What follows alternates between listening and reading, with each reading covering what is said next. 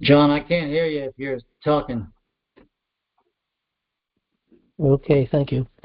Welcome to National Liberty Alliance's weekly call. Today is October 28, 2024. We broadcast live every Monday from 9 p.m. to 11 p.m. Eastern. If you are listening over Rumble or YouTube or another network and you would like to ask a question or make a comment, you can go to nationallibertyalliance.org and click on a weekly call for instructions to join us by phone, app, or browser. If anyone would like to email a question, you can send your questions to questions, that's plural, questions@nationallibertyalliance.org. Please support our business partners. You can find the banners on the right side of our website, of which the proceeds go to support NLA's effort to save our republic.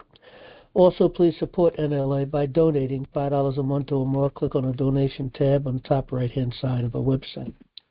Okay, we're going to pick up with our scripture reading. We're going to start this week in the Gospel of John.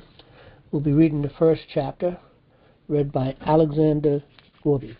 Gospel of John, read by Alexander Scorby. The Gospel according to St. John, chapter 1. In the beginning was the Word, and the Word was with God, and the Word was God. The same was in the beginning with God.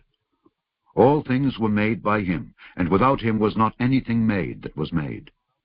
In him was life, and the life was the light of men. And the light shineth in darkness, and the darkness comprehended it not. There was a man sent from God, whose name was John. The same came for a witness, to bear witness of the light, that all men through him might believe. He was not that light, but was sent to bear witness of that light. That was the true light, which lighteth every man that cometh into the world. He was in the world, and the world was made by him, and the world knew him not. He came unto his own, and his own received him not. But as many as received him, to them gave he power to become the sons of God, even to them that believe on his name, which were born not of blood, nor of the will of the flesh, nor of the will of man, but of God.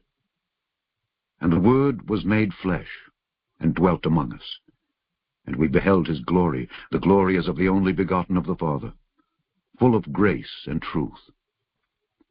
John bare witness of him, and cried, saying, This was he of whom I spake, He that cometh after me is preferred before me, for he was before me. And of his fullness have all we received, and grace for grace. For the law was given by Moses, but grace and truth came by Jesus Christ. No man hath seen God at any time. The only begotten Son, which is in the bosom of the Father, he hath declared him. And this is the record of John, when the Jews sent priests and Levites from Jerusalem to ask him, Who art thou? And he confessed and denied not, but confessed, I am not the Christ. And they asked him, What then? Art thou Elias? And he said, I am not. Art thou that prophet? And he answered, No. Then said they unto him, Who art thou? That we may give an answer to them that sent us. What sayest thou of thyself? He said, I am the voice of one crying in the wilderness, Make straight the way of the Lord, as said the prophet Esaias. And they which were sent were of the Pharisees. And they asked him, and said unto him, Why baptizest thou then, if thou be not that Christ, nor Elias, neither that prophet? John answered them, saying, I baptize with water, but there standeth one among you, whom ye know not. He it is, who coming after me is preferred before me, whose shoes latchet I am not worthy to unloose. These things were done in Bethabara beyond Jordan, where John was baptizing. The next day John seeth Jesus coming unto him, and saith, Behold the Lamb of God, which taketh away the sin of the world. This is he, of whom I said, After me cometh a man which is preferred before me, for he was before me. And I knew him not, but that he should be made manifest to Israel. Therefore am I come baptizing with water. And John bare record, saying, I saw the Spirit descending from heaven like a dove, and it abode upon him. And I knew him not, but he that sent me to baptize with water, the same said unto me, Upon whom thou shalt see the Spirit descending and remaining on him, the same is he which baptizeth with the Holy Ghost. And I saw, and bare record, that this is the Son of God. Again the next day after, John stood, and 2 of his disciples, and looking upon Jesus as he walked, he saith, Behold the Lamb of God. And the 2 disciples heard him speak, and they followed Jesus. Then Jesus turned, and saw them following, and saith unto them, What seek ye? They said unto him, Rabbi, which is to say, being interpreted, Master, where dwellest thou? He saith unto them, Come and see. They came and saw where he dwelt, and abode with him that day, for it was about the 10th hour. One of the 2 which heard John speak and followed him was Andrew, Simon Peter's brother. He first findeth his own brother Simon, and saith unto him, We have found the Messiah, which is, being interpreted, the Christ. And he brought him to Jesus. And when Jesus beheld him, he said, Thou art Simon, the son of Jonah. Thou shalt be called Cephas, which is by interpretation a stone. The day following Jesus would go forth into Galilee, and findeth Philip, and saith unto him, Follow me. Now Philip was of Bethsaida, the city of Andrew and Peter. Philip findeth Nathanael, and saith unto him, We have found him of whom Moses in the law and the prophets did write, Jesus of Nazareth, the son of Joseph.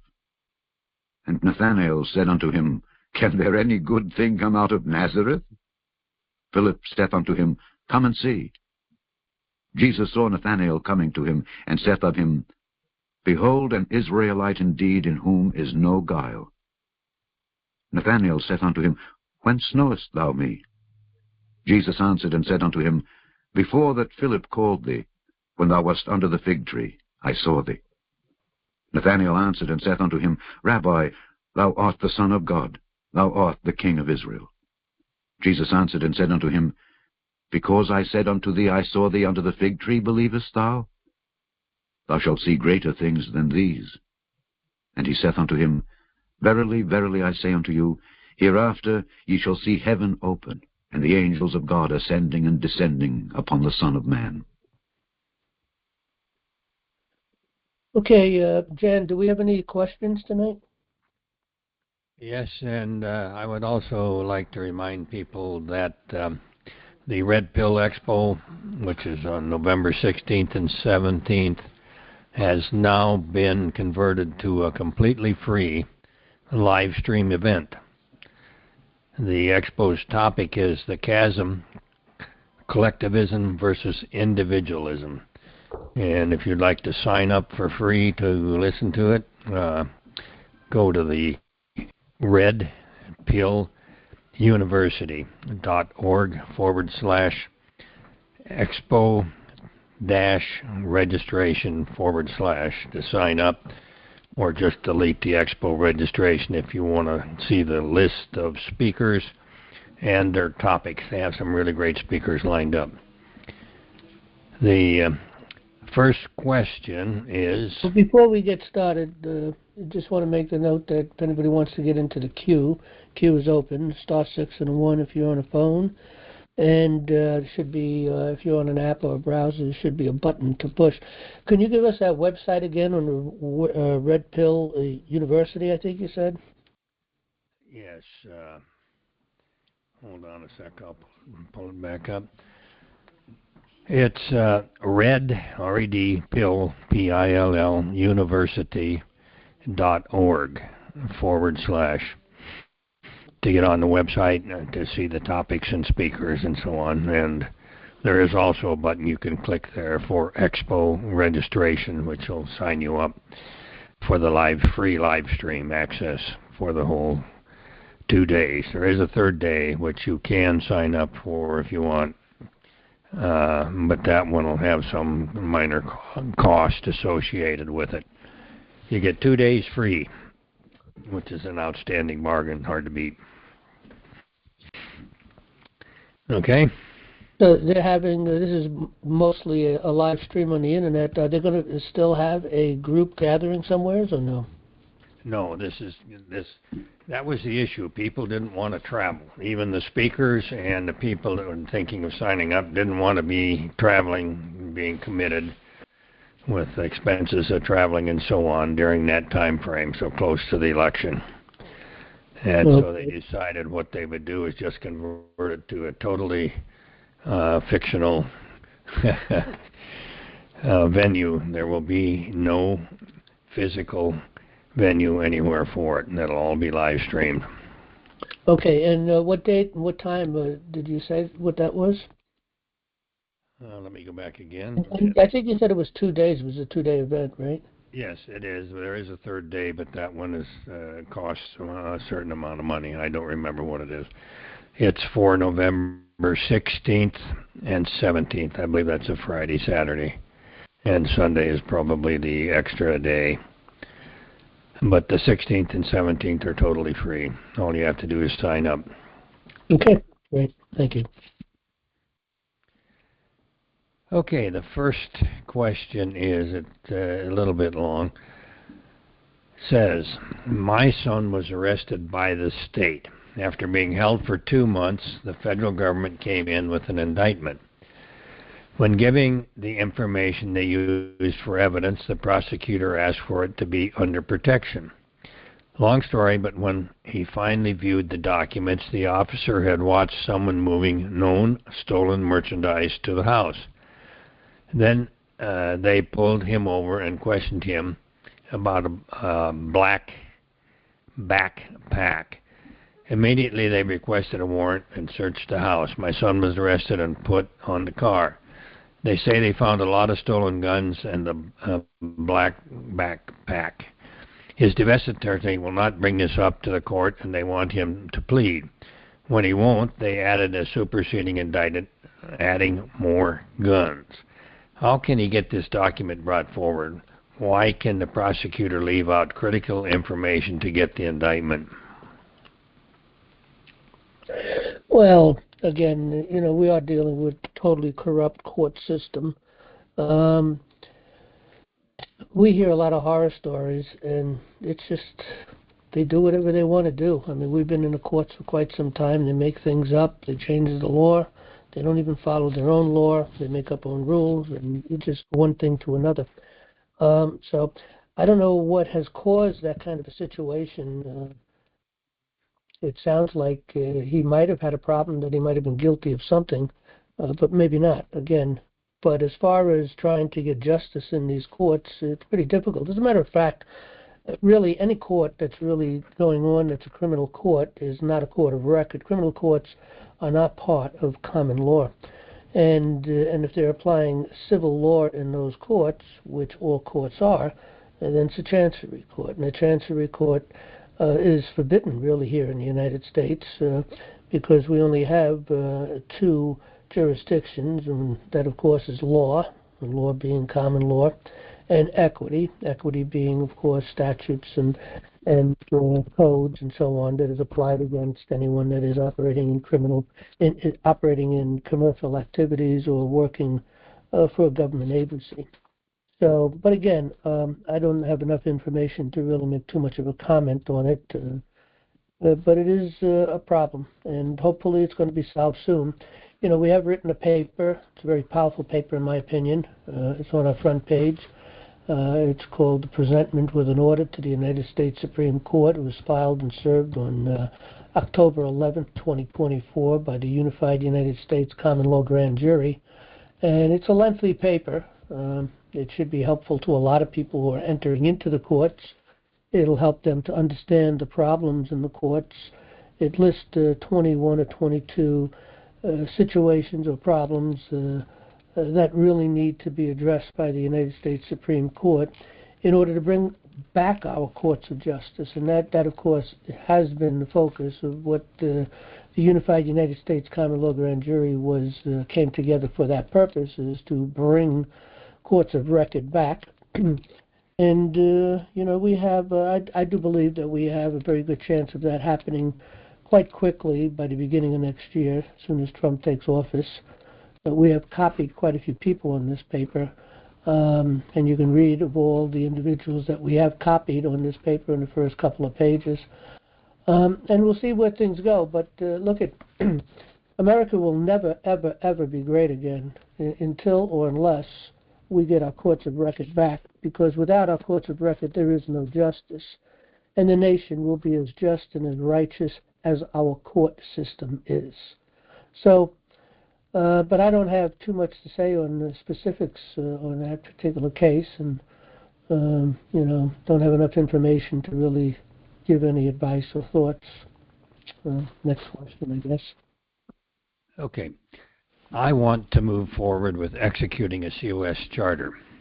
Under objectives, I would like clarification about what I read from 3 objectives about safety from natural disasters, displaced people, and general safety of all the people in the county versus jury administration.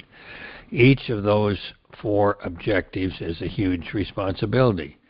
Many emergency services exist, whether through religious organizations, other nonprofits, or various agencies.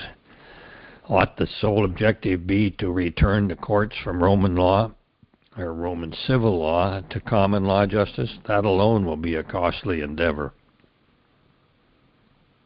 Well, I'm not too sure exactly that I understand. They mentioned the U.S. Charter, and after you completed reading that, it sounded like they were talking about the charter that we put together for the unified, for the committees of safety. So that's what is that what you get out of this, that they're talking about the charter for the committees of safety? Because Right. we discuss different things in that. We've created some instructional videos.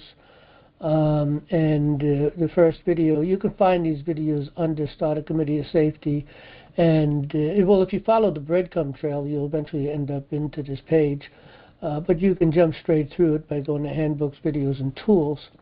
And I'll just read this paragraph here. It says the following series of videos will teach succinctly how to introduce, create, and run a committee of safety. These videos, or PowerPoints, because we've got both for download, should be played as you organize your committee of safety. Should print out copies of the charter and resolutions to hand out to all committee members. And after playing, the videos discuss additional information you might want to add. You will find that as time goes on, you will add addendums to the charter and resolutions. These videos, PowerPoints, and many other videos, PDFs, MS Words, and many more tools are available below the videos for download. After forming your committee of safety, some members will join after you have played some or all of these instructional videos. You can send your new members to nationallibertyalliance.org/handbooks to catch up and be informed on the committee of safety plan, structure, and duties for each subcommittee.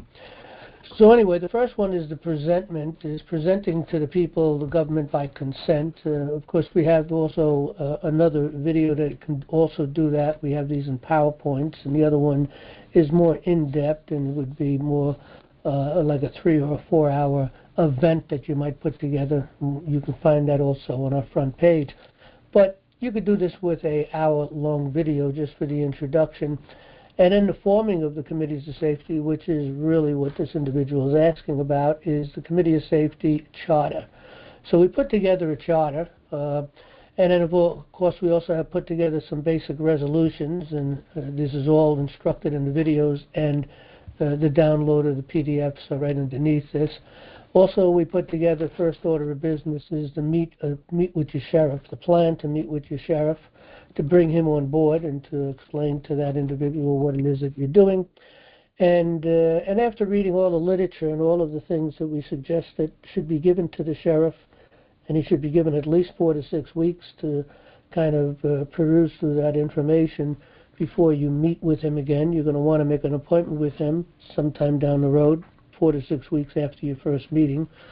But the charter here, which we do get into the details, let's see, they're talking about, generally speaking, I believe it's in the charter, where under certain emergencies, there are emergency systems set up. But the key thing is the people should be prepared for emergencies. And it's up to the Committee of Safety. It always has been, although they haven't been around because they've been kind of covered up and exploited through the Committeeman process, which is politically run, politically controlled, offering to you the criminal on the right or the criminal on the left. But the committees of safety, their purpose was to maintain safety within their communities in order to also have government by consent and to control your government, to work with the powers of the sheriff's office and work out a plan on what the people can do at a time of disaster, which I think is what this individual is talking about. And that's the plan we do lay out here. There's more to be added to this. This is just the framework of the charter, and we also give a framework of the resolutions. We've also structured the committees of safety in such a fashion as our founding fathers did, with the specific subcommittees that are necessities, one of them being, of course, the Judicial Committee, another being the Political Committee, Committee of Correspondence, the Educational Committee, and the Militia Committee, and many other committees as seen fit or needed by and realized by the Committee of Safety. But again, in that process, we need to be prepared. If you read through history, Benjamin Franklin was very highly involved in this kind of thing, especially pulling together the militia and forming the militia and training the people, the local people, for the purpose of really defending the colonies. And we too need to defend our states. Matter of fact, in the New York State Constitution, it is very clear that it is the duty of every individual to respond to any emergency called in order to protect the borders of the state of New York should some kind of a situation come up. And that's actually in our Constitution here in New York. I'm sure other states have the same thing. But with or without something like that, it is the duty of the people to prepare and take control of any kind of emergencies. Now, we do have emergency services on the local level. Of course, we have the fire department, we have rescue, we have the police, and we have, of course, the sheriff's office, which really is the key to the whole process of an emergency and running an emergency. And then, of course, you have federal organizations that supply also assistance and different things that's necessary to truck in food and maybe generators and different things depending on the type of emergency. And but the local government should never, ever, ever give up control of the local government, of the local, what they need to provide for locally to federal agencies. The federal agencies are coming only to assist, and we should be prepared. But that requires the people to be prepared also. And that, of course, is the duty of the Committee of Safety. And we've written that kind of information into this charter. And I think we also fortified it with some things also in the resolutions. But again, it is also meant to be added to. But we also need, and we put this together in such a way so that every Committee of Safety across America is structured in the same fashion. Because it's important. You can't take control of the political process if you just isolate yourself to your own county. You have to work county to county because, take for instance your congressman. If you're going to go elect a congressman and put someone into that political position, that isn't your congressman that you would vote for. Is also controlling in other counties within your state. So it goes in between different counties and also other people that need to be elected. But again, we gave a lot of information on this kind of a thing. Let me see if we got it up here yet. We may not even have it up here yet. Yeah, we do. The political committee. If you listen to this particular video here, it's a PowerPoint video. We do provide the PowerPoint also. Down and below these videos. But if you listen to this, you can get a pretty good idea on the political, the filling of political vacancies, because again, it does interchange with other counties. So you have to work together. Also, you have to come together at a state level. Just like the committeeman. Anybody who has been a committeeman with the political process, that is the statutory committeeman, they've laid things out where they come together in January, which we should be doing the same thing. up in the, usually should be done in the, for instance, for us it would be, the capital would be Albany, so we would do it up in Albany, but it should be in the capital within the state, where all of the people send at least one representative from every county committee of safety for the sole purpose of coming together to discuss and plan for the elections, which is later in the year, of course. And there are elections, this meeting only takes place on the even years when there is some federal elections taking place. The odd years pretty much are for local elections.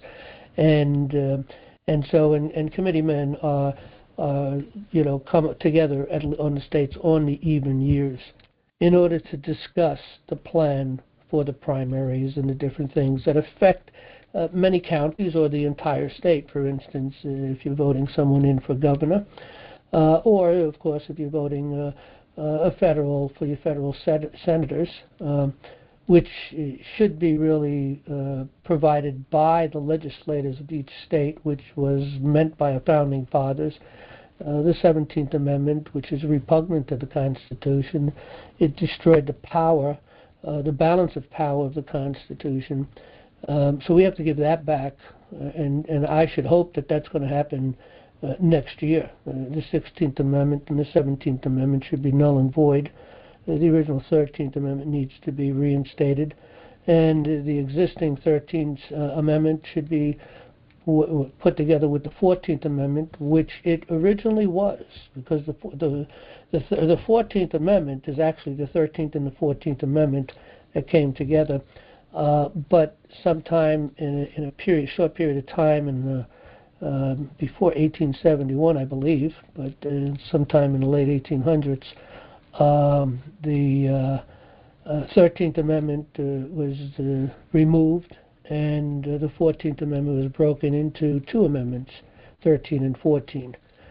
And we need to reinstate all this. And we did put a lot of this information in our paperwork going to the federal courts that we presented to the United States Supreme Court.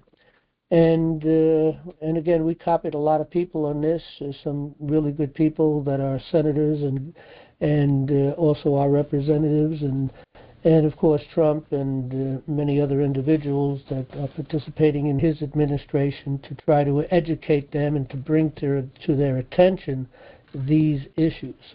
And we should expect that they're going to support these issues. Because there really is no choice. If we're going to go back to the Constitution, then we've got to go back to the Constitution. But anyway, I guess the next question. And if anybody wants to get into the queue, again, the queue is open, *6 and 1 if you're on a phone, and should be a button if you're on an app or a browser. Jan? Okay, the next question refers to a website for a group, and they're called the Sovereignty, Education, and Defense Ministry Group, SEDM.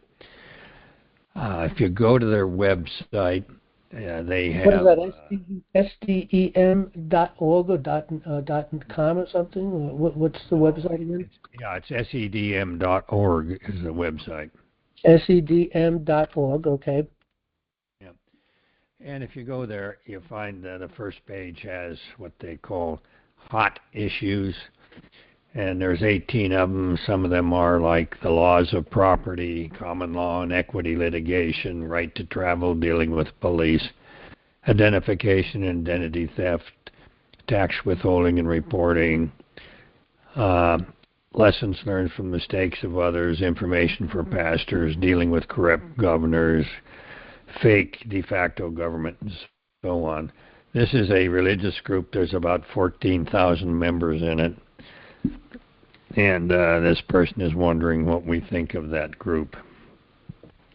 Well, I've looked into them. It looks a little interesting. We should take a look. Maybe the leadership here at NLA and I myself could also take a look at this and see what we might think. Maybe make some contact with them, have a conversation, and maybe we can work together. So it's something we'll have to look into. Okay. The next questions are about the presentment that was filed to the Supreme Court and comments that people have been sending in on it. The enforcement on page III leads one to believe that the listed military generals will act to enforce this presentment. And the question first is, how is this possible while Biden is present? If Harris wins, forget it. Number one, the military in our society follows direction from the executive branch, and it follows legislation by Congress. I know the system as designed is broken. Two, the courts represented by these military jurists only issue decisions. Someone else has to do the enforcing. Putting this another way, to put enforcement in the hands of the military takes us into the realm of banana and African republics, tricky at best. I wonder what our founding fathers would say. After all, Washington was a general, as was Eisenhower, but neither wore their epaulets in civilian office. Well, again, I understand what the person is talking about, but there's plenty of information out there and knowledge of what's going on. I don't know if they're familiar with devolution. Devolution is in play. And if devolution is not in play, and Trump were to lose the election, the republic is over. We're done. It would be civil war, and it would probably go on for quite some time. Without the military, I don't believe there is a way to save this nation. I do know that the military has been aware of the problem going back to the days of Kennedy. Kennedy put up an alert with the special services, the special forces, which really was to prepare for the potential problems that he already foresaw, and they took him out.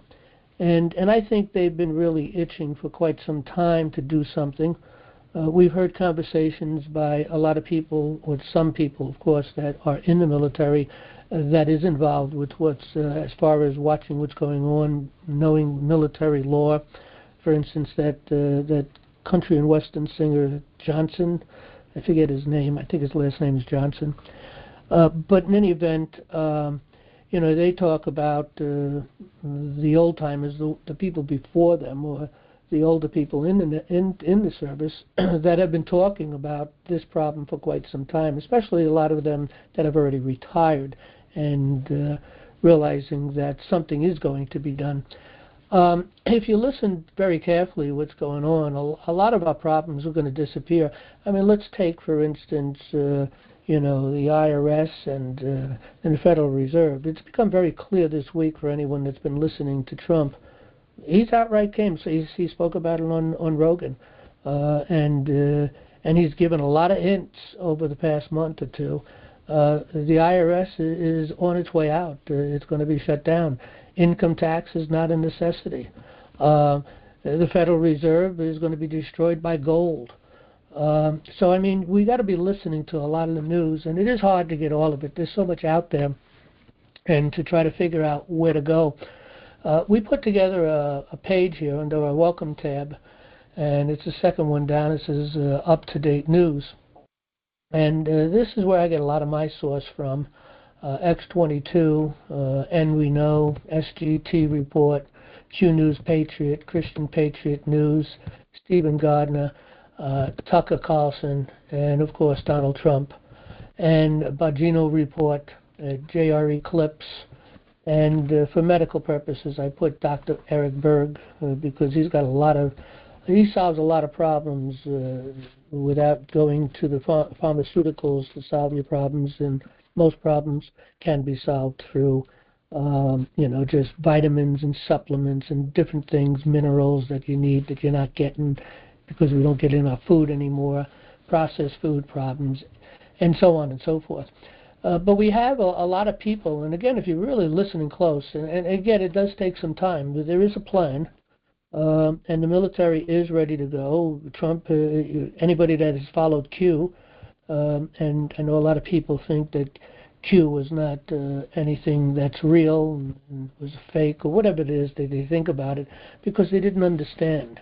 What Q put out in 2017 and 2018, I think it started in 2017, late 2017, but in 2018 and 2019 particularly, I believe, was the time period that Q had put a lot of things out. But on a couple occasions, it was Q had put out, and Q is military intelligence. There is military intelligence at the highest level that actually is called Q. Q was military intelligence back in the days of Lincoln, so it's been around for quite some time, and I'm sure it was even before that. And there are provisions. It is true that our founding fathers did not want a standing army on the soil, but it is necessary to deal with that to some degree. But of course, it has to be isolated. But there has been provisions made that for enemies domestic, and indeed we do have enemies domestic. This is a huge, huge conspiracy going all the way down to your town, right up through your state and right up to the federal government. And this is huge, extremely huge. There's over 450,000 indictments out there, which is the latest number I heard about, but some people think it's higher than that, and it may very well be. And again, this is a military movement. You take certain individuals we don't need an indictment for, that they'll be, and maybe they have them anyway, but I don't know the details on that. But we don't really need indictments on certain people if the military is going to make a move, particularly on individuals that are in power, okay? The people who are sitting in power, that have their hands on the controls and are leading us into slavery. And that's where we're at. We're actually pretty much in slavery. We're in a statutory prison to begin with. It gets pretty frightening, when you hear some of these stories of some of these people that have been arrested for the craziest things, and anybody that really is pushing hard against the powers that be, they are at risk. But in any event, the military is the only way. And we've seen a lot of information on a lot of military movement across the United States. It's been going on for quite some time now. And we understand they're in position in order to deal with an upheaval that's about to hit our American cities. We have there's people that say we have 14 million people that have come into this country illegally. We've heard as high as 18 or 19 million. I've even heard into 20 or 21 million. If you got 20 or 21 million people, that's more people than the state of New York, than the people who live in New York.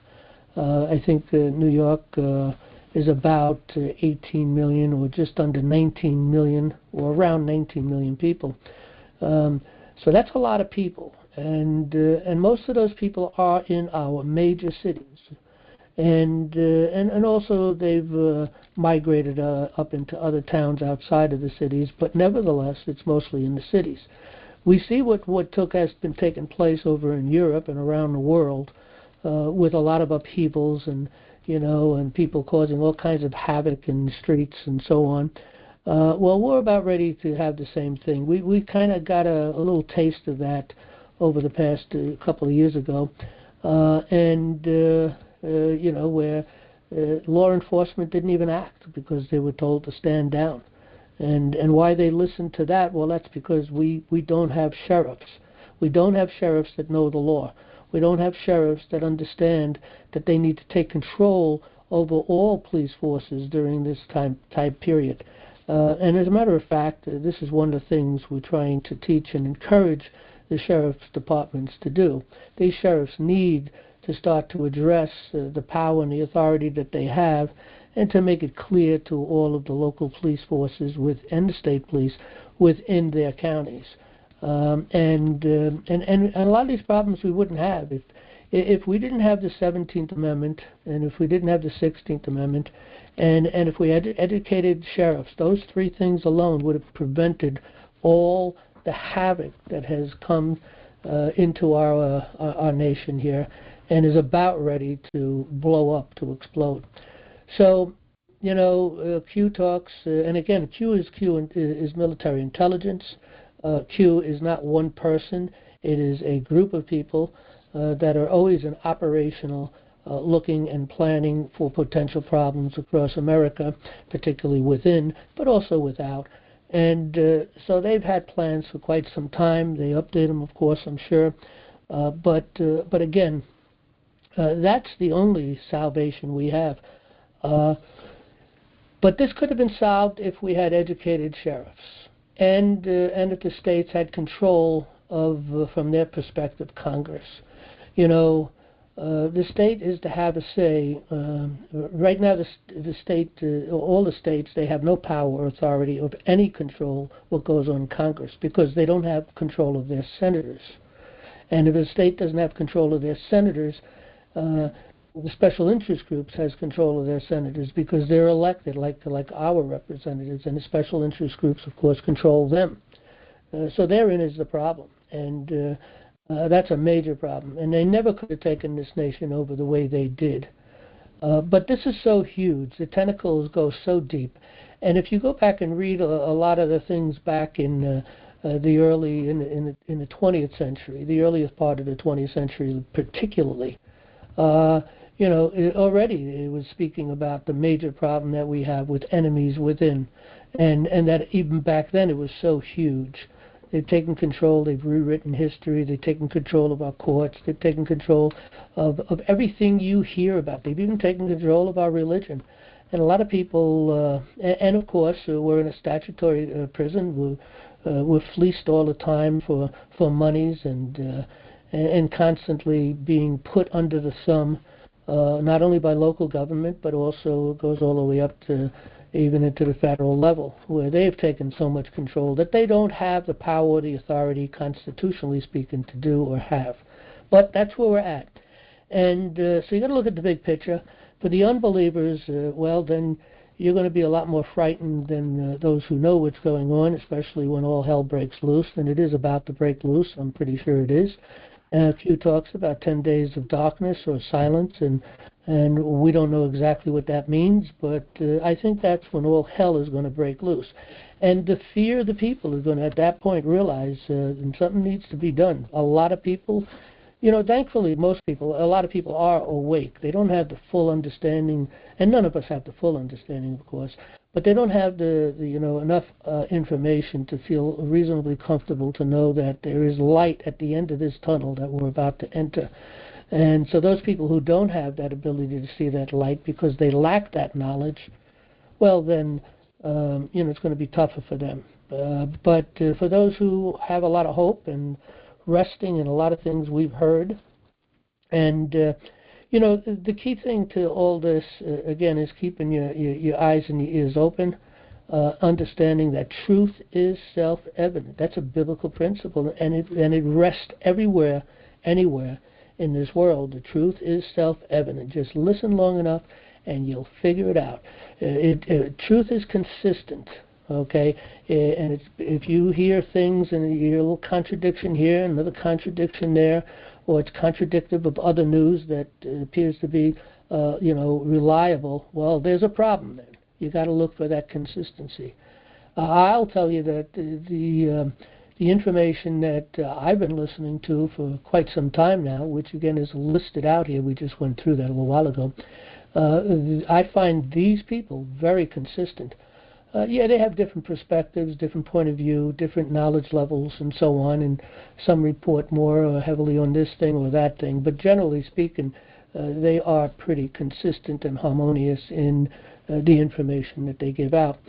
And when you look, of course, to the major networks, I mean, they're just totally untrustworthy at all altogether. So anyway, we'll all know the bottom line in the next 3 months, whether we have a republic or not. And I do believe we will have a republic, and I do believe major changes are going to take place. I do think, I look to see what Trump has done, the players that he has pulled together, even some heavy-duty Democrats that are really good people that have come and changed and, come over to the other side, to the side of the light, I like to say. So, a lot of things are going to happen. Interesting times. but those who are not understanding at this point of what's really going on in the plan to save this nation, well, it's going to get pretty scary, a lot more scarier for those people than those of us who do know. So, anyway, next question. Is it reasonable to expect the Supremes or their clerks to read all 155 pages? Well, you Was broke this presentment made? up a little bit. Start over again, Jan. You broke up. Try it again. Is it reasonable to expect the Supremes or their clerks to read all 155 pages? Was this indictment made for educational purposes, or is there going to be a restoration? These are serious matters not to be trifled with. Well, you're absolutely correct on that. And look, this is their job. This is what they do. This is what they wanted to do, is to get involved in participating in decisions at the major level, at the highest level, which is the Supreme Court level, which really ultimately shouldn't have much to do with we, the people, because a lot of the things that they have to correct and change and declare and make a declaration in order, and for the lower courts to obey and participate in common law and opposed to civil law. A lot of these things really have nothing to do with their powers and authority we gave them. For instance, the major problem in the courts is the Rules Enabling Act, which the court, the United States Supreme Court, back in 1938, I believe it was, where they came up with the rules, which was in 1934. And they didn't have the power to do that. Congress gave them power that we gave to Congress, which they didn't have power to pass their power on to someone else.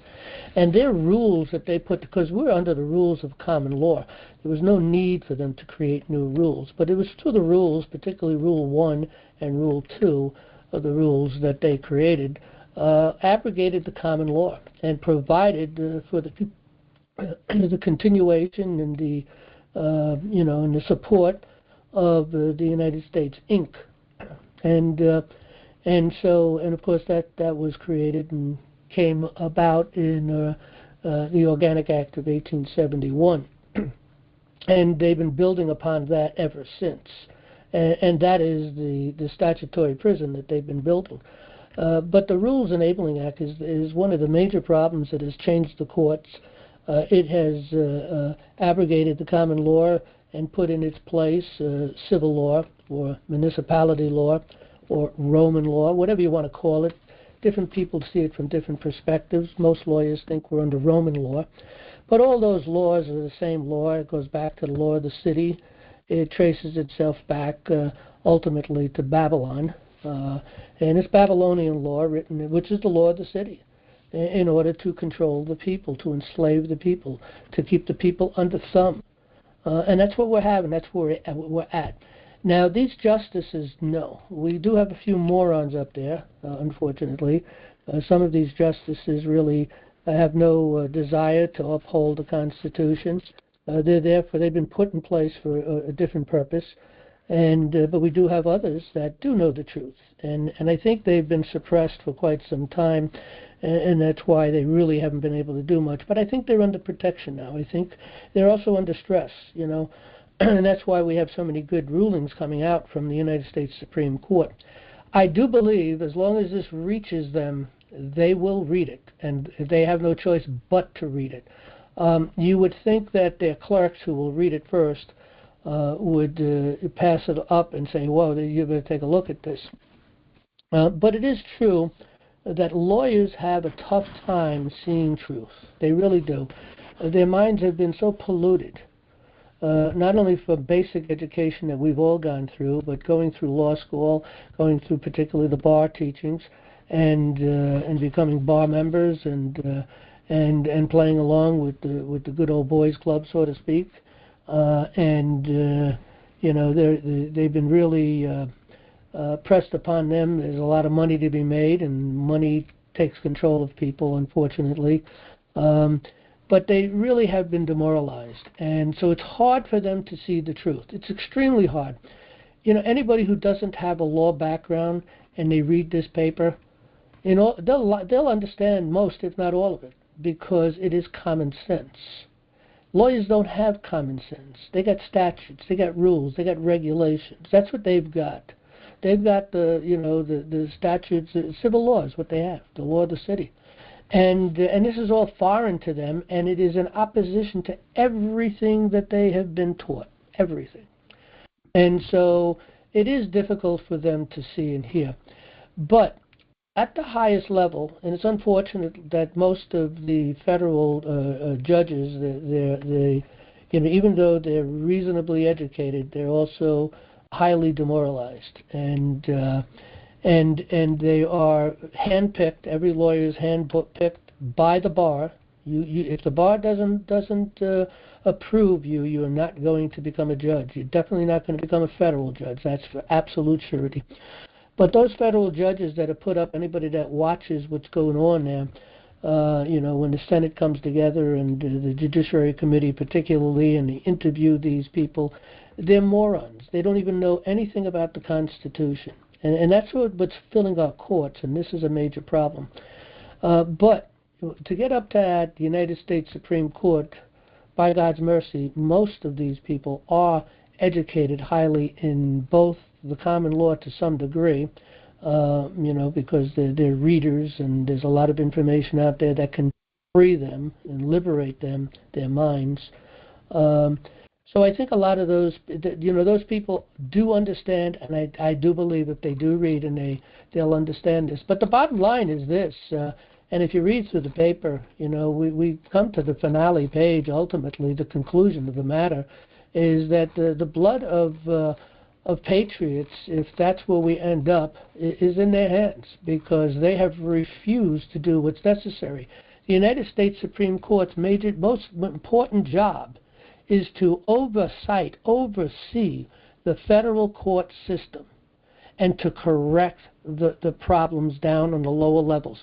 Now, they have a hands-off policy, unfortunately, and they don't really do that. But if you press and push them to do that, and that's what this paper does, then I don't think they have a choice, because they too will understand America is done if we don't get our courts back. America is finished. We can't have government by consent or anything without our court system. But it does begin from our perspective, from the sheriffs. Okay? But the bottom line, and I'll just read the bottom line, let me just read the last couple of paragraphs of this paper. Now, there are some other papers attached to this. We have the original paper that we sent in, which was a writ quo wanto, ultimately. We have a copy of that attached, and some other papers, particularly on the 13th Amendment. But let me read the last couple of paragraphs of this paper. And I put here, therefore, it is the solemn duty of the United States Supreme Court to speak, whereas silence can only be equated with fraud where there is a legal or moral duty to speak, or where an inquiry left unanswered would be intentionally misleading.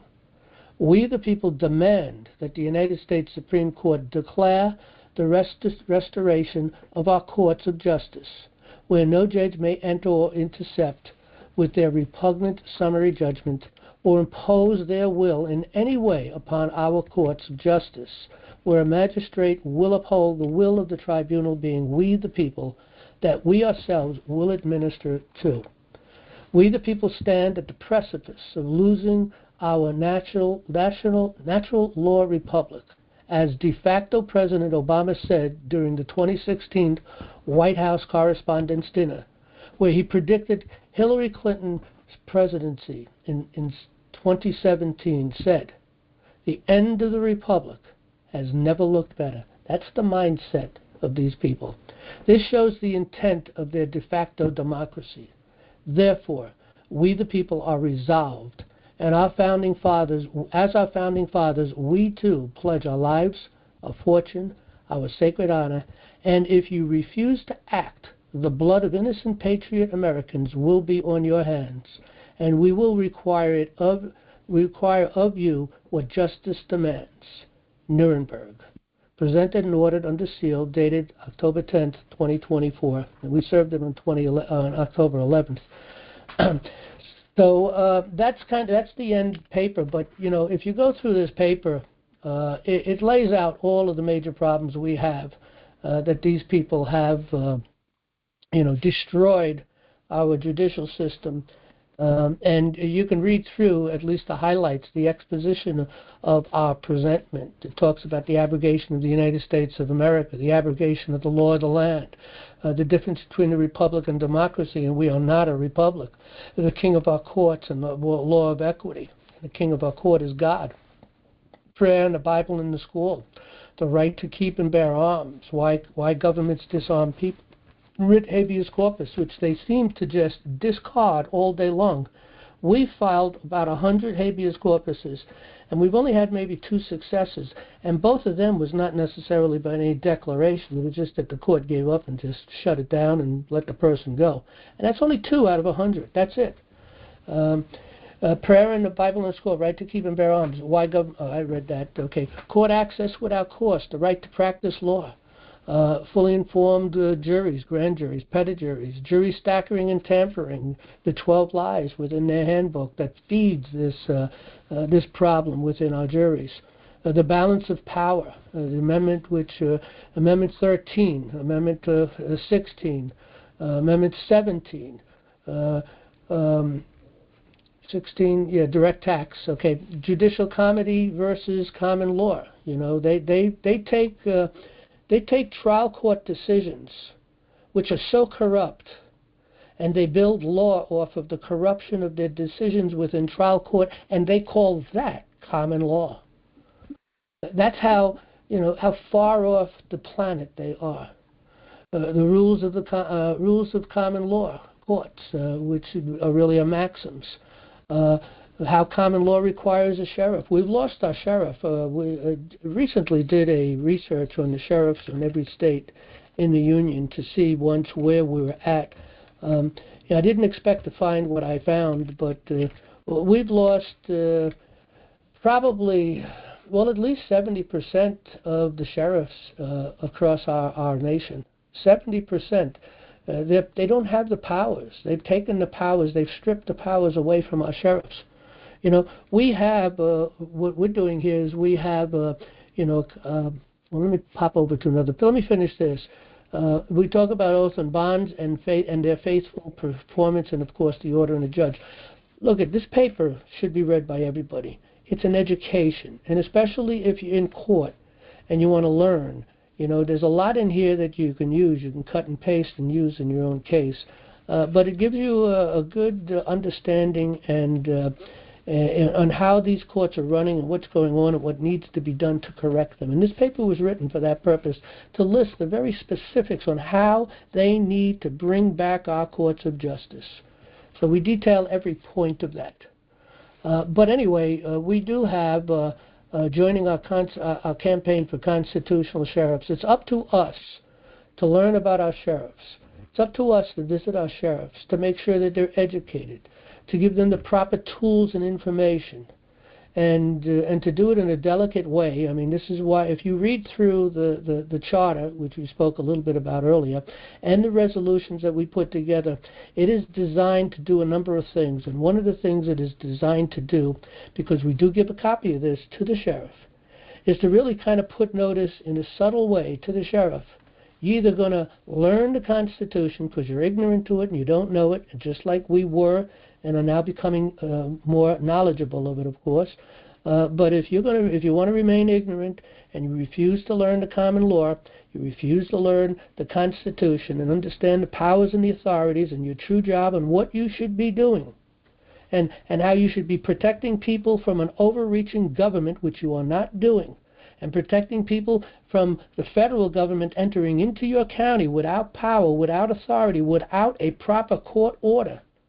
And you allow these things to happen, and these people come in with their SWAT and their SWAT teams, and they destroy families, they kill people, they kill our animals, they traumatize us, and they traumatize our children. And if you're not going to fix that, see, this is the message that's delivered by the information that we are delivering to the sheriff. It's put together in a very subtle way, so, but eventually it should take, they should take heed and realize, we're going to remove you. We are here to support you or remove you. It's up to you. So again, read the literature that we put together. Read the charter. Read the resolution. Read this paper. Give a copy of this paper to the sheriff also. But you give them a copy of that information. You get them a copy of the book, Government by Consent. You get them a copy of the sheriff's handbook. You can download that in PDF form, but I really think you should get it in a written word in book form. It's much more powerful. They'll take it more serious. And you get a copy of those things to the sheriff, and you give them 4 to 6 weeks. Let them digest this information. And you make that appointment, say, hey, I'd like you to come speak to our group. This is why you need a committee of safety. United we stand, divided we fall. This is not something that could be done by one person. Government by consent takes the community, the people working together, those who are willing to put their time in to do what has to be done, to become self-educated, to educate our children, to take back our schools, to take back control of our government representatives, to remove these people through recall when they break their oaths, when they don't do their job, especially the sheriff, and then have that sheriff come in. We also put together a paper on questions to ask the sheriff. We don't want to embarrass them, but they may end up embarrassing themselves. But we don't want to embarrass them. We want to be very careful. We want to be a little gentle with them, but we want to be firm at the same time. So we did put together a series of questions that we suggest you might want to ask your sheriff, with a plan on how to ask those questions. You know, that's found in the video, approaching your sheriff, that we looked at a little while ago. And so the thing is by the time that sheriff comes to meet up with the people, he's going to have an idea on what you're going to be asking him. And he's going to understand and realize what he's got to do. Because, again, we intend on, if you do everything correctly and you build your committees of safety and you start working particularly in the education of our children, that's the place where you're going to pull in huge numbers of people. A committee of safety with 20 or 30 people, after you hit a couple of schools, you'll be in the hundreds. You'll have a lot of people in the community that will come together to deal with this problem with the children in our school, as far as these board of, these education boards. Whereas these people are going to join up. You're going to get a lot of people joining up from that alone, and you're going to become powerful. Right now, the power of the county to control the sheriff particularly, and this is true with any elected official anyway, but let's look at the sheriff. It is the county, it is the committeeman of the county. My county has 248 or 49 committeemen. That's one committeeman for each election district in my county where I live.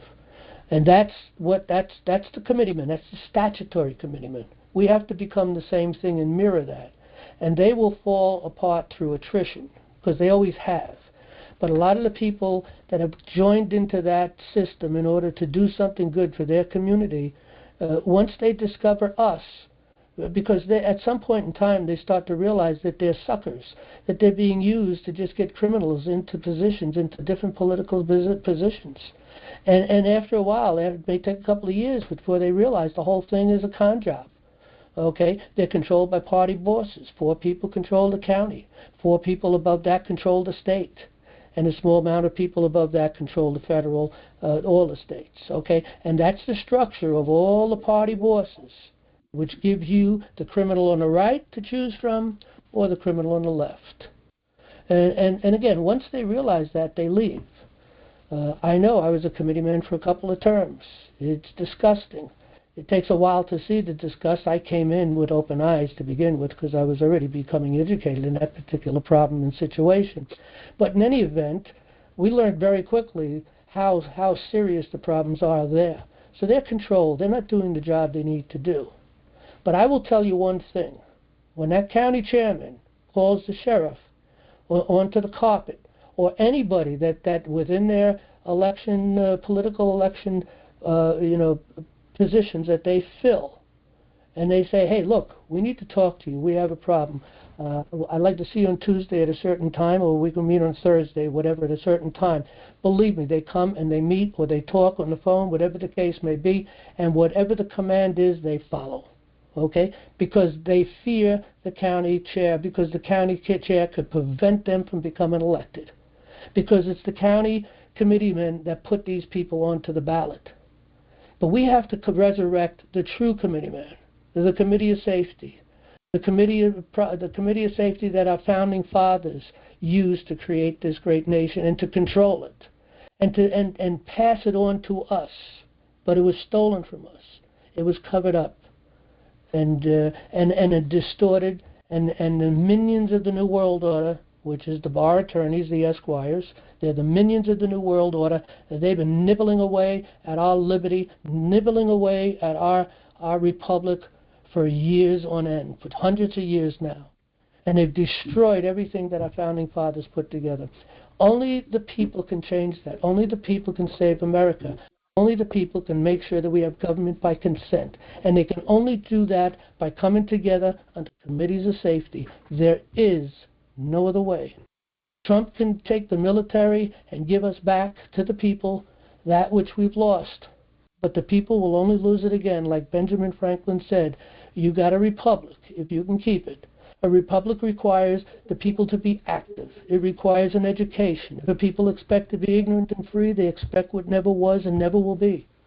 So we have to become educated in the knowledge of how our system works, what due process is, how our political process works. And if people are not willing to do this, then you can't have a republic. You can't have liberty. Your children will be enslaved. It'll only be a matter of time. This whole thing will be back again. And eventually America will be lost. So, again, we need to do what we got to do. Education is the key, and we have to control our sheriffs. Join our campaign for constitutional sheriffs. Get involved, get a committee of safety going if there's not one that's starting up in your area, and let's take this nation back. It's up to you. Any other questions, Jan? Excuse me, yes. I have 4 questions. I'm going to read them all. They pertain to the choice of personnel, military personnel, and positions that are listed in the presentment. And I think the answer is going to be the same for all, so I'll just go ahead and run through them.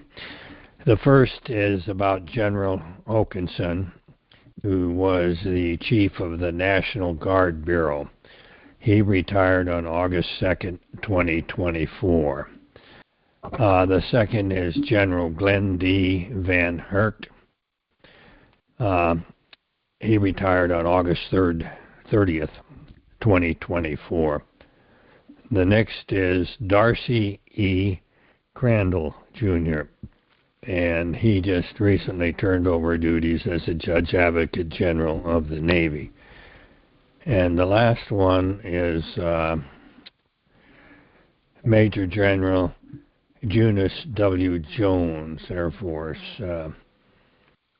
He was born in 1890, and I don't know when he retired. Must have been in the middle 1900s. So all of these people are no longer serving in any military position. So what effect does that have on the choice of personnel? Well, a couple of things. I wasn't aware of that. On the one hand, if you go up onto the internet and look these things up, these are the names that are given to us. But the position is the key. It's the JAG. And so whoever's in that position will receive that letter anyway. And it's pretty, I don't know whether it's frightening or really comforting that 3 of them have really been taken out of power. They retired, or whatever the case may be, just in August. 2 of them in August, and 1 of them just recently. So it's pretty much very close, all at the same time. And that very well could be because they were replaced. And so that could be interesting. The question is who replaced them. But we do know. Look at. Trump talks about these generals that are morons, particularly the ones in Washington. He says they're not the real generals. I've always heard, and I've heard for a long time, that sometimes these generals and these people in high-ranking positions that are really problematic, they get rid of them by, just sending them back up, and up the line become, higher-ranking individuals, and then eventually push them over to Washington, and they're out of the system. I don't know if you've listened recently. I think I'm pretty sure Trump talked about this on the Rogan interview. But if he didn't, he spoke about it recently on other interviews. But I'm pretty sure he did talk about it. And he said, look, at these generals in Washington, you know, he didn't use the word morons, but he probably used something as bad as that. I'll use the word morons. They're dumb. And he talked about, matter of fact, I remember he did talk about this on Rogan and other places. And he says that he flew in to one of these places in the Middle East to see what was going on when he became president, because they said it's going to take 5 years to take out this one particular group of terrorists out there in the Middle East. And when he flew out there and he met with the generals and he spoke with the generals out there, and they said, no way, it'll take 4 to 5 weeks for us to do the job, not 4 or 5 years.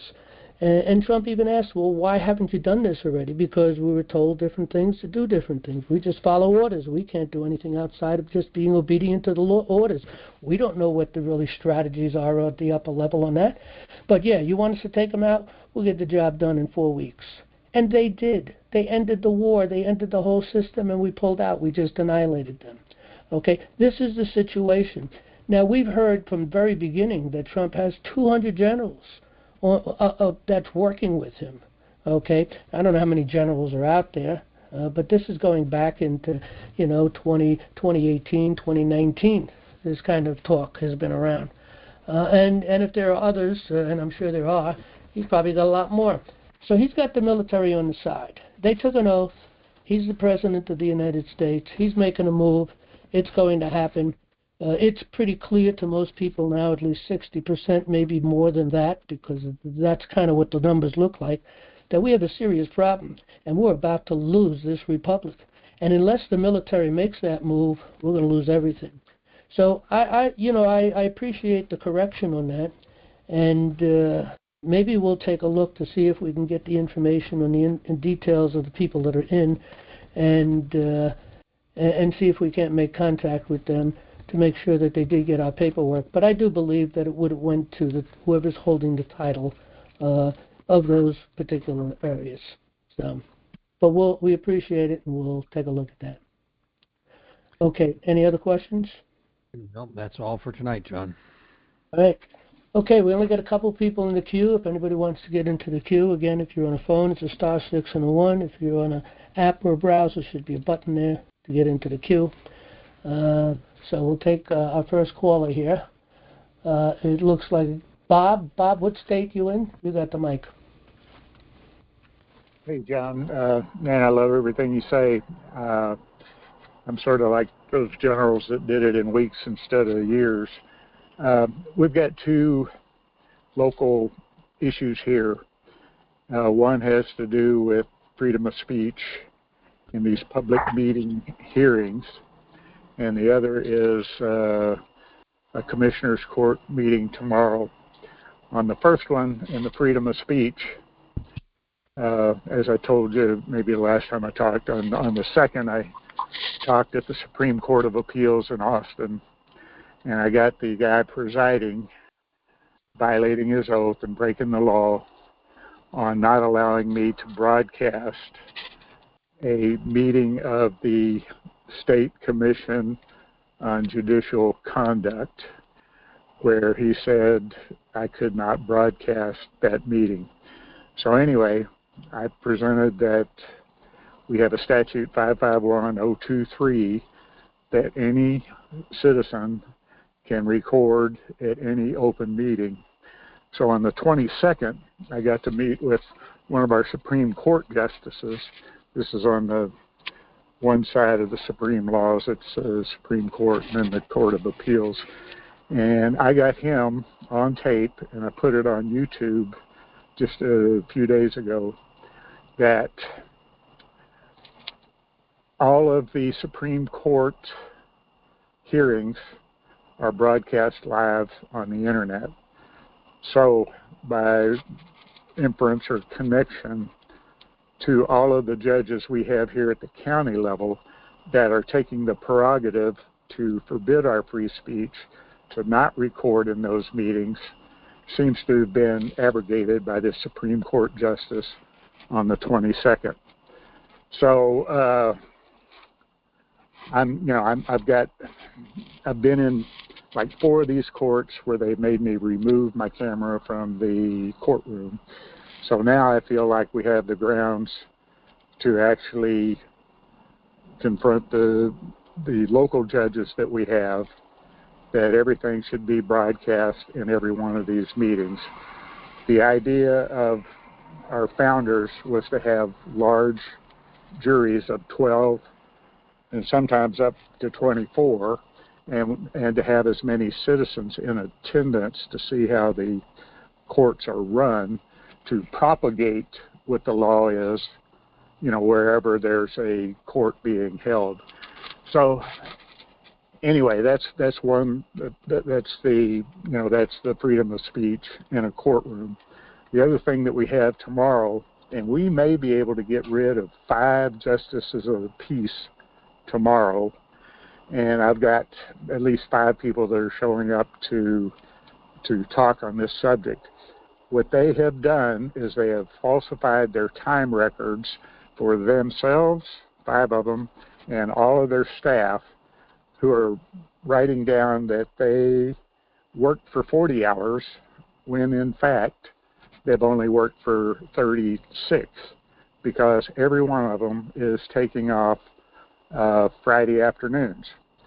So I'm thinking that they're falsifying these time records, and we really have a case against those guys, that they have violated their oath and they have ruined the trust that we have in them by lying on their timesheets. So, I think it's possible. The way the Lord is laying all this in my lap, I never dreamed that I'd get to talk directly for more than a few minutes and to get a recording of a Supreme Court justice who's running for office again. He's on the ballot. That's when you can talk to these guys, saying that all of the Supreme Court hearings are broadcast live. So anyway, I'm optimistic. It's all about the Lord. It's all about following first law, the laws of nature, creation, the laws of nature's God, the Bible. That's in, the first sentence of 1776. And also in Texas, on our platform, it's the exact same thing. And all of these guys swear an oath to Texas, the Constitution of Texas, and to the United States, to follow specifically that. We can't violate, as Blackstone said, the laws of nature, which is creation, or the laws of nature's God is the Bible. Now, on your committees of safety and your precinct chairs or committeemen, whatever you call it, it's not so much working for the party, either Republican or Democrat. It's working for where we swore an oath to, and that is for the laws of God. Those cannot be contradicted. And, I'm really optimistic the way the Lord is laying this all in my lap with these connections, being able to speak at the Supreme Court of Appeals on the 2nd, being able to speak to Supreme Court Justice on the 22nd, exactly about this loss of freedom of speech in our local courts that they are taking from us, that would have kept 2 people that I know, one guy that has sat down here and listened to you on your Monday night calls, and he's in jail now for a year, and it could have been me. But anyway, I'm optimistic, and I'm laying it all on the Lord and the laws that He gave us, the laws that our founders followed, that allowed them to defeat the baddest military ever on earth. So anyway, I'm optimistic. I think if we change our focus on our committees of safety and using people that are actually in, your committeeman positions, to change their focus on who their loyalty is, and that's to the oath, to nature's God and the laws of nature's God. So anyway, I think this is pretty simple if we'll just get back to the Lord. And tomorrow will be a big day we'll see what happens in Commissioner's Court, because all of these justices of the peace, or I think it's all of them, I know that it's more than a couple, and to actually get some real justice and get back to the laws as written, not as they feel like they have the right to dictate. And some of the Blackstone stuff has just been laid in my lap here just this week, and it all supports my argument. But anyway, I wanted to throw that out there, and I don't think it's as dismal as you think it, is. I think, we as committeemen or precinct chairs, following the oath that we swore, the oath that all these judges and everybody that's elected, from the president down to the governor and our county judges, they swore to that, and they have to abide it. And we have to know enough and educate enough people, especially the candidates that will be running in those positions. So anyway, I managed to get one commissioner removed by getting another one elected, and she's very in tune with following God's law. So I'm just going to leave it there. Maybe I'm not making sense, but I hope I am. But it seems clear to me that we have a lot of opportunity. All right. Well, yeah, I believe you said you talking about in Texas. I guess you're from Texas, right? Yes. And I presume you're talking about the Supreme Court of Texas. I am. Yeah.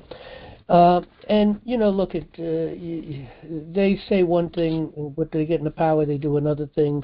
They maintain the status quo. Once in a while, you can get a rogue individual in office that might start to do the right thing. They usually don't last too long because they'll work hard to get rid of them. But in any event, because our whole system is corrupt, it's really pretty bad.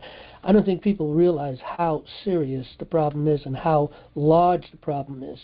But just to make a correction or two here, you had mentioned 12 or 25 concerning the jury, or 24 you said actually. 12 is the trial jury, and 25 is the grand jury. And you can't have any kind of a court system that runs with anything less than 12 is not a court of record. It's unlawful court system. Unfortunately, even in that, we can go back into the mid 1800s, 1850. Already the court system, as far as the juries, were already corrupt. And I'm sure they wouldn't corrupt throughout the whole United States, but it was a large section of it. They're already corrupting them. They've been trying to get rid of the trial juries for a long, long time. Even Dave Teach, I know my brother who went to law school mentioned, and he never became a lawyer. He said he just too much hassle. He went a different direction. But anyway, he did go to law school, and he said some of the things they talked about in law school when he went was that the jury system is no good. People sitting on the jury, they don't know the law. Really, it should be a group of lawyers that should be sitting there making this decision as a jury. Can you imagine lawyers making a decision as a jury? I mean, you think we have problems now. At least once in a while we get a runaway jury, a jury that disregards the instructions of the judge and disregards the things, or comes in with certain knowledge and realize that they have the power to nullify things. And of course, those situations you can get justice, and it just happens. It happens from time to time. But, I've looked into the handbooks that they give out, particularly on the federal level, and those handbooks are just full of lies, and they take the power away from the people. And they tell the people in those handbooks that just what the judge tells them, that look, you get to decide the facts, but not the law. The law is the way I tell you it is, and you have to be obedient and you have to follow. If they broke that law, you have to find them guilty, And of course, there is no law as far as their statutes are concerned that could be applied against the people. And again, we're ignorant. We're our own worst enemies. Now, you mentioned the committeemen. And I appreciate what you're trying to say about the committeemen. When we went in to become committeemen, we went in with good intentions. We went in with the intention that we're going to try to do something and really get things fixed, get problems fixed.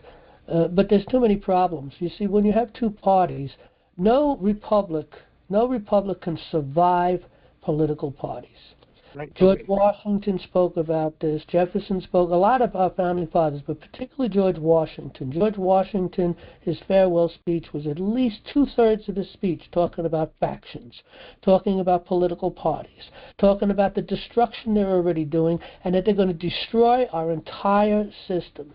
Okay, our entire political and judicial system, particularly the political system. With the political system goes the judicial system, because they control the legislators, they control everything. There's nothing, when you go, and believe me, I've been in a lot of battles with a lot of people in the court system, and when you go to battle with these people or with anybody that is any kind of an authority in government anywhere, the moment you start talking to these people to try to correct them, all of a sudden you're blocked and met by an army of lawyers. You can never get to these people. And I think you're not catching what I'm getting at. I've seated 10 precinct chairs, committeemen here in Smith County. When I recruited them, the only thing is they had to know that our laws are based on creation in the Bible, as Blackstone said. No, I understood what you were talking about, and I understand what you're saying now, but I'm also trying to make another point, okay, that the whole system is not working as your little world is. We all live in our own little world. We live in our counties, we live in our towns, we live in our homes, we live in our houses, and so that's our world, okay? There is a county here in New York. When I went into the committeeman process, there was a county. It was led by a retired cop. He was a state police, and he had awakened to the problem, and he was very very well informed on the problems and what's going on, and he was able to climb to the position of the chair within his county, and so he had a county that was really working well, and they had a lot of control. But it was isolated to his county. The state cut him off in the sense that he couldn't bring power and authority back up into the state level to try to bring righteousness to the people up in that level. But his influence was the influence within his county. And it sounds like that's where you're at. You've got some good influence going, and you've got a county that may be pushing the right way. But generally speaking, remember, there are 3,134 counties in the United States. And you're up against party bosses. It's very difficult to take over the party bosses. New York is extremely difficult, and I know a lot of the East Coast states are extremely difficult, particularly Jersey, for instance, Connecticut, New York. Really, really tough because of the way they set the system up. We're under the clutches of evil ultimately. But the party. You cannot have political parties and a republic. A republic cannot survive political parties. That's why the committeemen have got to become free and independent, and that's why we're teaching people to separate. We don't even teach people about the committeeman process. Okay, we talk a little bit about it because we use the structure that they use because it's the only logical structure in order to bring people and put them into the political vacancies. But the thing, and because you got to work with people in other counties, and that's where the problem comes. You can control your county to a major degree. You could also try to work to get good people as representatives, of course, in a federal level. And depending on how they break up your senators and your goodness, depends on what they would call them, assemblymen maybe. I know here in New York we call them assemblymen. It's like a Congress, okay? So, you get to elect them. But even in New York, what they did is they even took those positions and they gerrymandered those positions, okay? Which means you have to work with 2 or 3 counties in order to elect an individual to work together, to walk the papers, to get them onto the ballot. So a lot of the areas here in New York, and again, it used to be, we'd have 62 senators, state senators, okay, which were elected by the people, and but now those 62 is gerrymandered along all of the other counties. So again, you have to work outside the counties, and if you don't have a county that's doing the right thing, that has the right perspective on the way things should be, doing things hopefully in a godly way, let's say in a moral way. They don't have to necessarily be Christians. They don't have to be, religious in any way, but it's morally minded. People that are under the influence of Christianity around them without being part of Christianity, morality sort of leaks into their life. And if we teach our children in school the morals of the Bible, okay, that'll leak into all of the children's life. It's not about, making them, a particular Christian or making them this denomination or that denomination, but it's about training them up on righteousness, because that's what the Bible will do if we can get the Bible back into the schools. And see, the way we can get the Bible back into schools is make people know that the first sentence of the entirety of U.S. law in the U.S. Code annotated is right. are the laws that our founders had. And all I'm asking, I don't want to compete in the party system. I want to compete with where our founders competed. Right, but the only way the laws of God. The only way the laws of God, and He made it happen. Right. Well, and again, it shall be forever encouraged. Okay, they didn't require it, but it should be forever encouraged. And when you have a place like New York State, when I was a child, I remember when this happened. I believe it was in 1962. I was young, but I remember because I went to a Catholic school, and across the street from us was a public school. Literally, right across the street there was a public school. And they used to come over to get religious instructions over in our school, okay? And that's when they had removed the Bible and prayer from school during that process. So they were coming over to us and using our auditorium for those who would break away. I don't know if that still happens, but it did happen in the beginning, at least when I was a kid. But look at the problem is we got to save the whole nation. The people have to rise up in every single county and take care of business. We have to, and again, we don't have to destroy the committeeman process that exists. That falls away by attrition on its own because, again, it's all corrupt. Maybe not in your county, maybe not in the county that I was speaking about. And by the way, that guy passed away, so who knows who the chairman is up there now. But the point is that people will go in and they'll work for a couple of terms. It's a 2-year term, and maybe they'll get elected 2 or 3 times, and next thing you know, they leave. They're constantly losing people because they figure out the problem, and they figure out that they're a sucker, that they're only there being used by the political parties to bring in the people that they want, not the people that the people want. And there's a lot of chicanery going on in that whole system. My point is this, is that the true committeeman is not an elected individual, it's not an appointed individual, it's an individual that decides, I want to do something, and I want to have government by consent, and so I'm going to go and become part of the Committee of Safety. You don't get elected, you don't get appointed. You decide to participate, and you decide to exercise your unalienable right of government by consent, and that's the key. Okay, so and that's the third. Let me finish the whole picture here, though. Once that process is going on, and look at the best way to get this thing going, and a lot of people will learn about that Committee of Safety is by dealing with your schools. Okay. For instance, Dutchess County, I think we have about 14 different school districts. Maybe we have more, but we're going to have to number them. We're going to go start an investigation on that with our Committee of Safety, because it's the first thing we want to focus in on, is trying to take the schools back. But every time you go to a school district, okay, and we send out a postcard with information inviting people to a meeting concerning the problems in the school, and that we're going to address the school district, the school board on a certain date, and please come to the meeting on a certain day, on a certain month, and so on, and that particular meeting be for the sole purpose of discussing the problems in the school, what the people want, what's going on in the school, what do we want the boards to do, and what we want our children to learn. And then once you do that, and you come together, and you figure out, and you get your speakers together, then you go to the school board meeting. And you have one behind another, because if they cut one off, there's someone else to step up to continue on where you left off. And you bring up the whole thing, and you lay it out, and you go in with the sheriff, and you require these people to do the right thing, and you have a writ quo wanto in your back pocket. And when these people decide that they're not going to follow the will of the people, that we are the masters, they are the servants, where they've twisted that whole thing around. So once you do that and you let it be known, now if they reject and just will not comply, then we serve them a writ quo wanto. They got 3 days, and you eliminate them from their seats. They have to forfeit their seats if they don't respond within 3 days. The law is the law. We could take it to the courts and execute that. Now, once that's done, anybody can seize control of that seat until the next appointment or election, however it is that they put that together.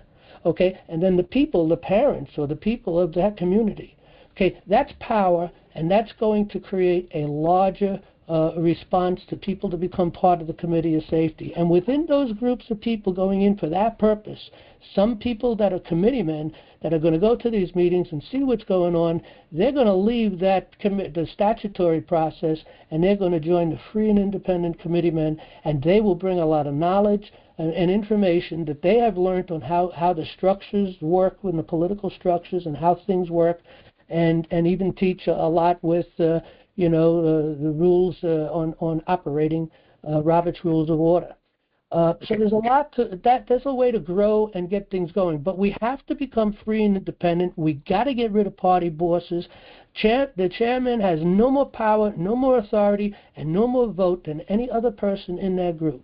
And the chairman should be able to be removed at any time just by popular vote. There shouldn't be a necessity of 2/3 or anything like that. Okay. And but here in New York, everyone's appointed coming from the top down, and the whole thing is fixed. They make it look like there's a voting going on, but it's all counted in secret, just like they count our votes in secrets through these machines, and nobody witnesses the counting of the votes. The committeemen should be in the election district of their own election districts. One committeeman should be in that place, and maybe more if possible, but at least one. Okay, observing the literal counting of the vote at the end of the evening. And that's how it should be on all elections. It's the way it used to be before the machines were around, and that's the way it needs to go back. And then there's got to be certification by numerous people that are involved in this process, and the committeeman being one of them, to certify the fact that I saw, and this is the true, accurate votes that were calculated on whatever the date may be for the election of whoever it was, so on and so forth. But you see, if people are not willing to do that job, you don't get paid for it. But it's not a big deal. It's giving up 1 day a month. If people are not willing to do that, then we don't deserve liberty. We don't deserve a republic. And our children will become slaves, just like we are, and we're about to lose everything unless we take it back. And I do think we're going to take it back. But anyway, I'm with a lot of topics, but go ahead. I'm with you on everything you've said, except for the focus, and that was the focus of our founders. And we're not trying to compete with them on the committeeman level.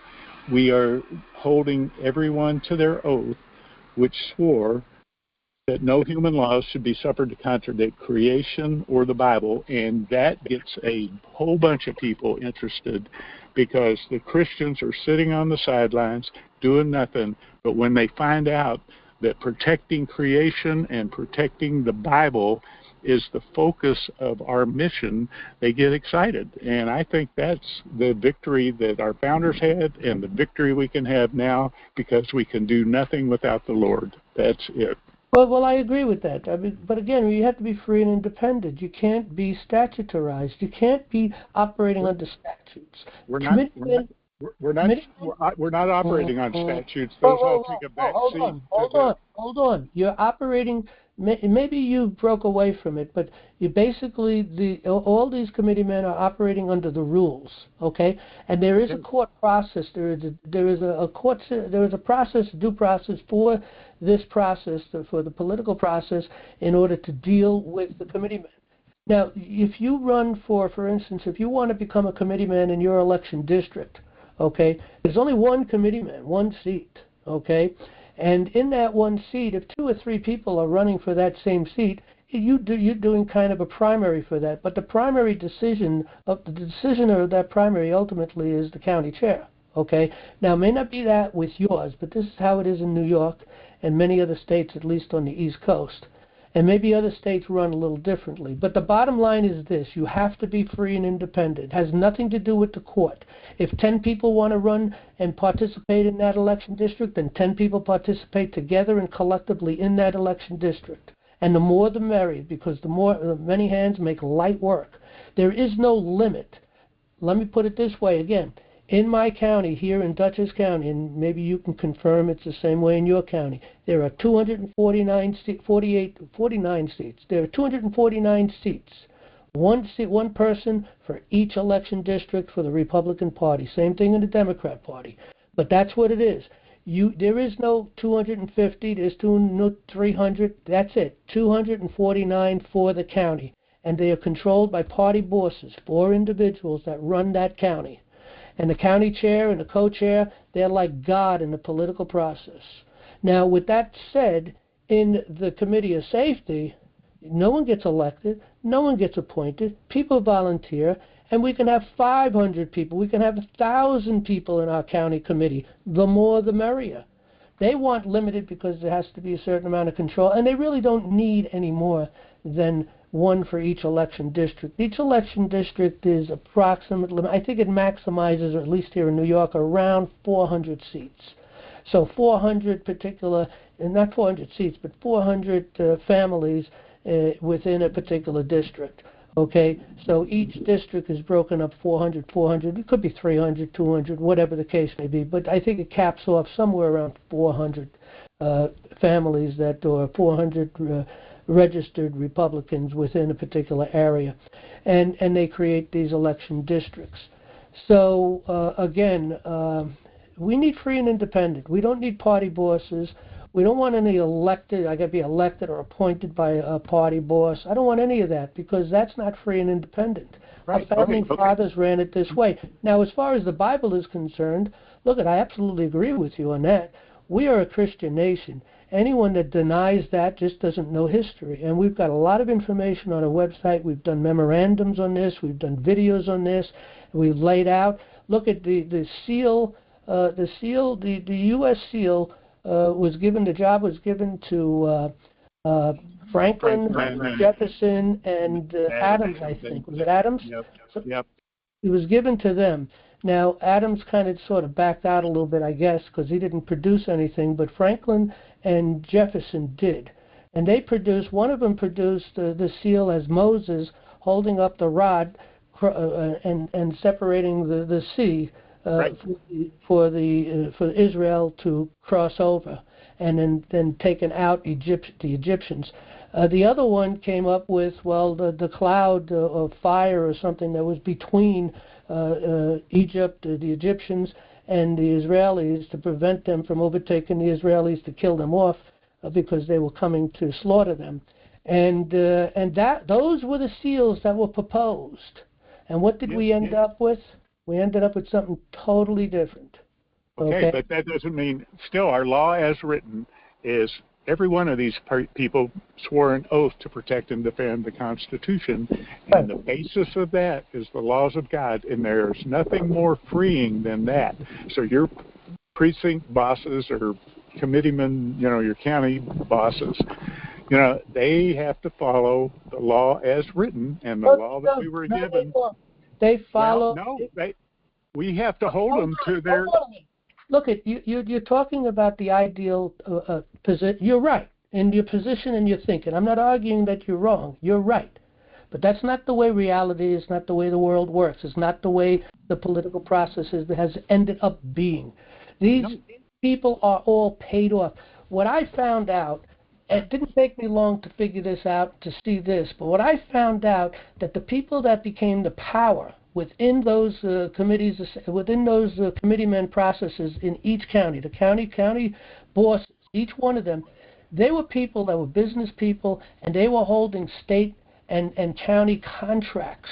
Okay, there was payola going on. There was all kinds of things and benefits. And in return, they did the will of the people above them, and they protected their position, and they controlled the people, and they controlled the vote. There's a lot of chicanery going on, a lot of votes being counted in secret, and just people being put into power of being walked as far as walking the paperwork. They'd get the people in that the upper people wanted. Everything is under control. Now, look, it doesn't mean that your county operates that way. I understand, but there are 3,154 counties in the United States, and we got to turn every one of them to liberate them. And only the people can liberate themselves by getting rid of party bosses and taking care of the business themselves. That's what we should be doing. It's not us that gets rid of the party bosses. It's the Lord and our reliance on Him and the oath that we swore to Him to protect His laws and His creation. And I'm sorry you don't have more faith in what He can do if we lay it all on the line for Him like our founders did.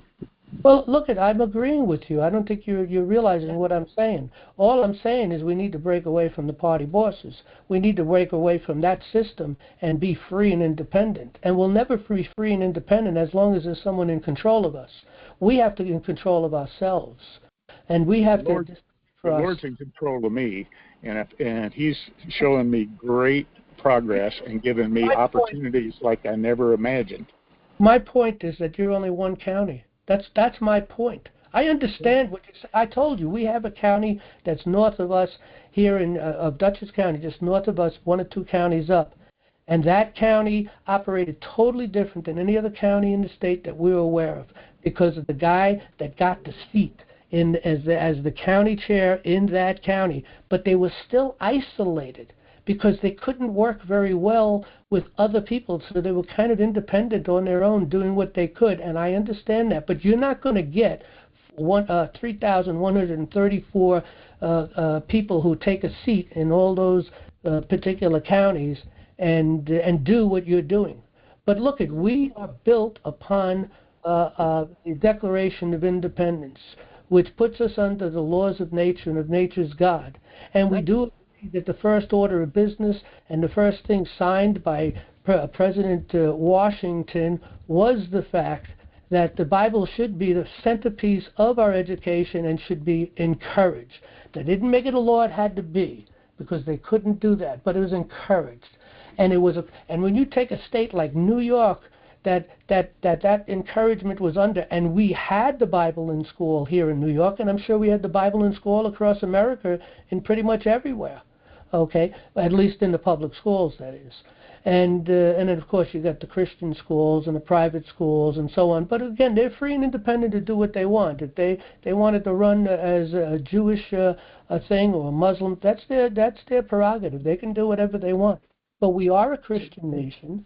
We're to teach our children morals, and it's up to the schools to teach those morals. It's more up to the people, the parents. But nevertheless, we expect that our schools are going to have an education built on morals, no matter what they're teaching. So 17 signers of the Constitution placed Bibles in schools to the equivalent of one Bible for every population of 250.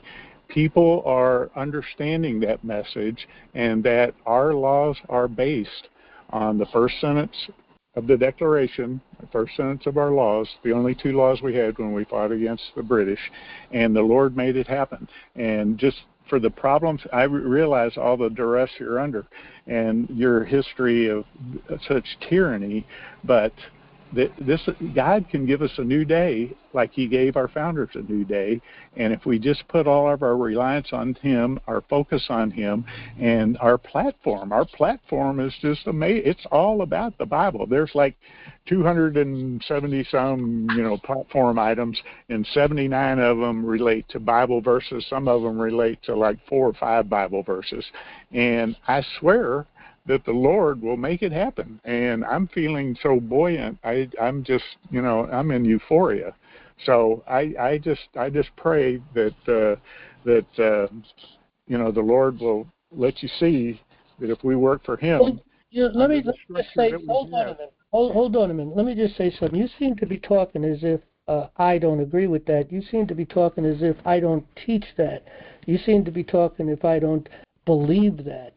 That's not true at all. Maybe you haven't been paying close enough attention. We start off with a Bible reading, and the purpose of starting off our group with a Bible reading, and we We just formed the Committee of Safety in my county, and we start off with the reading of the Bible. Now, we may say a little prayer before or after, but the Bible reading is the most important thing, because faith comes from hearing, and hearing from the Word of God. And I do agree with you. We read in 2 Chronicles 7:14 that if my people, which are called by my name, shall humble themselves and pray and seek my face and turn from their wicked ways, then will I hear from heavens and will forgive their sins and will heal their land. I believe that. I hold that up as my thinking when I do any of these things, and a lot of people. I'm seeing a big movement in this nation, for good or for bad, in the sense of whether they have a true gospel or not, because we're in the time of the great falling away. But nevertheless, okay, the people, and many of them are in prison, meaning spiritual prison, in the sense that they may be under the hearing of a false situation, whatever the case may be in their churches. I don't know what's going on there. All these churches that are denominational, you got the Baptists and you got the Presbyterians, you got the Episcopalians, you got the Catholics, and it goes on and on and on and on and on. And they have been beside themselves because they come up with the doctrines of men. And, when Paul, what was it? I think it was Paul, let me think, it was Paul? It was Paul who spoke about this and said that he thanks God that he didn't baptize any of you. Because you say, I'm of Paul, or I'm of Cephas, or I'm of this one or that one. I'm of Christ. That's who I am, and that's who we have to lift up. But that has been a battle in the churches for 2,000 years. And it is what it is, but it has gotten pretty bad lately. But nevertheless, I see a movement in this nation. People are turning to God. Now, what's going on in their hearts, that's between them and God. But nevertheless, they're recognizing the fact. And the whole nation doesn't have to repent. The whole nation doesn't have to humble themselves. It's the children of God that have fallen away that need to return, that need to realize and to humble themselves and to pray and ask. And for that, then God blesses the whole nation. So, but I agree with that. Yeah. You're talking about, but I do. Let's just make that our focus, and I will sign off because I really like what you're saying.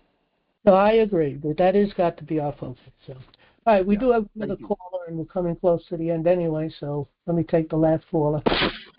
Appreciate it, Bob. Thanks. Okay, Ross, you got the mic. Go right ahead. How you doing? Ross, you got the mic.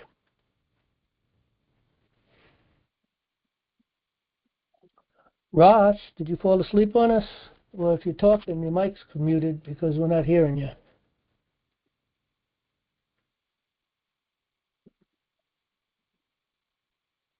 All right, I guess Ross may be away from the computer, so he's not hearing me. We don't seem to have anybody else. We only got about 4 minutes left. Let me just read something here. Republic versus the Democracy. This is James Madison, Federalist number 10. Okay? And we read in Federalist number 10, democracies have ever been spectacles of turbulence and contention, have ever been found incompatible with personal security or the rights of property, and have in general been as short in their lives as they have been violent in their deaths. And of course, that's one of the major problems. People think we're a democracy, and with that democracy comes political parties, and with political parties become destruction of this nation. Washington was absolutely clear in his position that parties would destroy this country. Jefferson believed that the courts would destroy this country. He was absolutely convinced that that is what's going to destroy this nation. And you know what? They were both right, because parties and the courts have both, betrayed us. We have a problem. He spoke particularly, of course, about the judges in the courts, that they would destroy it. And of course, that's the bar attorneys. We have the British bar, which initiated this whole thing and came into the colonies in 1750 with the sole purpose of destroying our common law courts. And they've succeeded at this point, pretty much. Okay, but in any event, I forget the year it was that the ABA was founded. It was the late 1800s. Okay, but they continued to do exactly, to fall under the bar. under the king ultimately, but under the bar. We have the American Bar Association, and they too call their people, they have titles of honor, and they call them esquires, and they are forbidden from holding any office in here in the United States, any office of honor. And that's what the 13th Amendment says, and we have to put that in play. Okay, with that, I guess I have nothing else more to say, and there's nobody else in the queue, so I guess we'll come to an end. We're just 2 minutes early tonight. But with that, Lord willing, we'll see you next week. Good night, everybody.